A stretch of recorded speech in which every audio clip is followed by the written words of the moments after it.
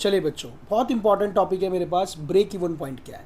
Break even point may be described as that point of output and sales volume at which total sales total sales revenue equals. जहाँ पर जो मेरी sales है और revenue जो मुझे मिल रहा है वो क्या है? बरोबर है। दैट इज कॉल्ड क्या? Break even point. कुछ नहीं मिल रहा, ना लॉस हो रहा है ना प्रॉफिट हो रहा है, इतना समझ लिए। The total cost to make and sell the product and no profit और लॉस इज रिपोर्टेड। आ गया देखो जी, ठीक है। This is why this point is also called as no profit no loss point.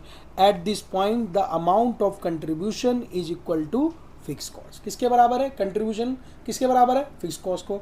देखिए सीधी सी बात, क्या होता है? सेल्स में से क्या माइनस करते हैं? बोलो भाई, सेल्स में से क्या लेस करते हैं? Variable cost. क्या आ जाता है? कंट्रीब्यूशन। कंट्रीब्यूशन में से क्या आ जाता है? Fix cost. फिर क्या आता है? प्रॉफिट। यानी ये दोनों क्या है? इसके बराबर हैं। यानी जो मेरा कंट्रीब्यूशन आया वो किसके बराबर है? फिक्स कॉस्ट के बराबर है। तो प्रॉफिट होगा, यहाँ प्रॉफिट क्या होगा? नील होगा। तो ऑब्वियस सी बात है, क्या है वो? Break even point. ठीक है, आप इसको बड़े आराम से करिए, बहुत आराम से समझिए। देखिए सिर्फ डेफिनेशन समझिए क्या बता रहा है। दोबारा पढ़ाता हूँ। ब्रेक इवन पॉइंट्स में भी described as the point of output and sales volume. देखिए एग्जाम में अगर लिखना है ना, राइटिंग वाला एग्जाम है, तो बस इतना समझ लीजिए क्या?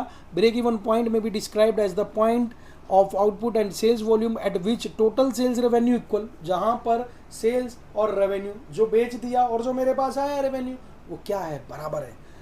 The total cost to make and sell the product and no profit or loss is reported. This is why this point is also called as no profit no loss point. At this point the amount of contribution is equal to fixed cost. That's all.